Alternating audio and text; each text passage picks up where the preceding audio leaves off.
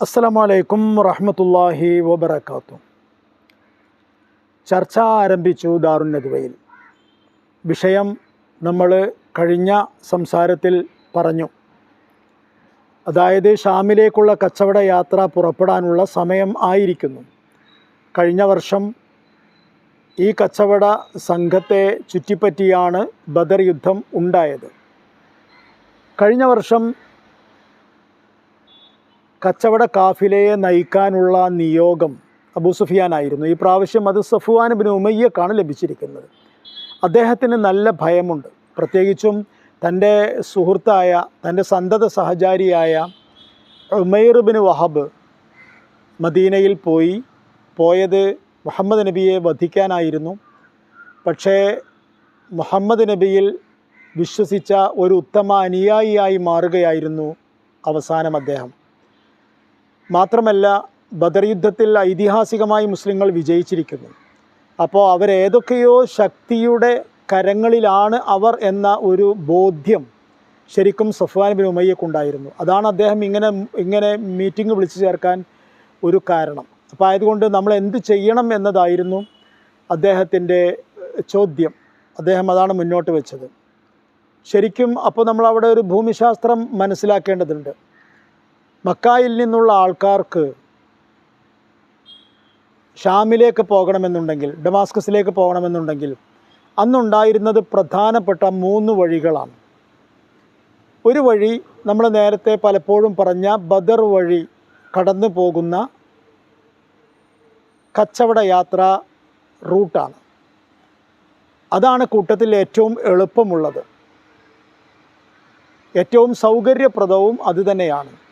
ആപേക്ഷികമായി സുരക്ഷിതവുമാണ് ഈ വഴി. രണ്ടാമത്തേത്, അബൂ സുഫിയാൻ നേരത്തെ രക്ഷപ്പെട്ട, അതായത് മദീനയുടെ പടിഞ്ഞാറ് വശത്ത് ഉള്ള ചെങ്കടലിൻ്റെ തീരത്തിലൂടെ ഉസ്ഫാനിൽ വന്ന് കയറുന്ന, അല്ലെങ്കിൽ ഉസ്ഫാനിൽ ചെങ്കടൽ തീരത്തേക്ക് ഇറങ്ങിയിട്ട് മദീനയുടെ അങ്ങേ തലയിൽ പോയി കയറുന്ന ഒരു വഴി. അത് 2ാം സ്ഥാനത്താണ്. സുരക്ഷിതത്വമൊക്കെ ഉള്ളതാണ്, പക്ഷേ എങ്കിലും കുറച്ചധികം ദൈർഘ്യമേറിയതാണ്. മാത്രമല്ല, അത് മദീനയിൽ നിന്ന് വല്ലാതെ അകലെയല്ല, ഏതാണ്ട് മദീനയുടെ അടുത്തുകൂടെ കടന്നു പോകുന്നൊരു വഴിയാണത്. 3ാമത്തെ വഴി മദീനയിൽ നിന്ന് കിഴക്കു ഭാഗത്തിലൂടെ, അതായത് മസ്ജിദുൻ നബവിയുടെയും എല്ലാം അപ്പുറത്തിലൂടെ, കൃത്യമായി പറഞ്ഞാൽ നജ്ദ് വഴി, നജ്ദ് ക്രോസ് ചെയ്തുകൊണ്ട് ഷാം നാടുകളിലേക്ക് കയറുന്ന ഒരു വഴിയാണുള്ളത്. അപ്പോൾ ബദറിലൂടെയുള്ള എളുപ്പവഴി ഏതായിരുന്നാലും ഇപ്പോഴത്തെ സാഹചര്യത്തിൽ പ്രയാസമാണ്. 2ാമത്തെ വഴി അത് സുരക്ഷിതമാണ് എങ്കിൽ പോലും മടങ്ങിപ്പോരുന്ന ആൾക്കാർക്കാണ് അത് ഏറ്റവും അനുയോജ്യം. പോകുന്ന ആൾക്കാർക്ക് അത് അത്ര അനുയോജ്യമല്ല. മാത്രമല്ല, അത് മദീനയോട് കുറച്ചുകൂടി അടുത്ത് തന്നെയാണ് താനും, ബദറിൻ്റെ അത്ര അടുത്ത് അല്ല എന്ന് മാത്രം. ഏതായിരുന്നാലും 2ാമത്തെ വഴി. 3ാമത്തെ വഴി ഒരുപാട് അകലെയാണ്.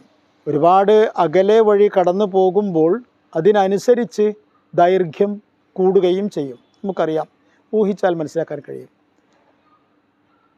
അപ്പോൾ ചർച്ചയിലുണ്ടായിരുന്ന അൽ അസ്വദ് ബിൻ അബ്ദുൽ മുത്തലിബ് എന്ന് പറഞ്ഞ ആൾ എഴുന്നേറ്റ് നിന്നുകൊണ്ട് പറഞ്ഞു, എൻ്റെ അഭിപ്രായം നജ്ദ് വഴി പോകുന്നതായിരിക്കും സുരക്ഷിതത്വം എന്നാണ്.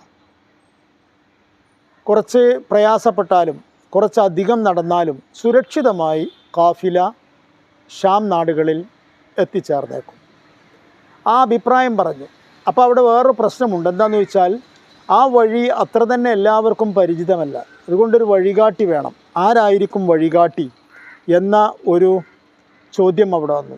അത് ഫുറാൻ അല്ലെങ്കിൽ ഫുറാത്ത് ഇബ്നു ഹയ്യാൻ എന്ന വഴികാട്ടി, ആ വഴി ശരിക്കും അറിയുന്ന ആളാണ്. അയാളെ നമുക്ക് കൂട്ടാം. അങ്ങനെ തീരുമാനമായി. എല്ലാവരും അങ്ങനെ ഒരു തീരുമാനത്തിലായി. അദ്ദേഹം മിടുക്കനായ ഒരു ഗൈഡാണ് എന്നൊക്കെ എല്ലാവരും അഭിപ്രായം പറയുകയും ചെയ്തു. അങ്ങനെ ആ വഴി പോകാനുള്ള ഒരു തീരുമാനത്തിൽ എത്തിച്ചേർന്നു. അതേസമയം ഇത്തരം സാഹചര്യങ്ങളിൽ ഈ വാർത്ത ചോരാതിരിക്കേണ്ടത് വളരെ പ്രധാനമാണ്. പക്ഷേ സംഗതി വശാൽ ഈ വാർത്ത ചോർന്നു. ദാറുൻ നദ്വയിൽ നിന്നല്ല ചോർന്നത്, മറിച്ച് സലീത്ത് ബിനു നുഅ്മാൻ എന്ന് പറഞ്ഞ ഒരാളുണ്ടായിരുന്നു മക്കയിൽ.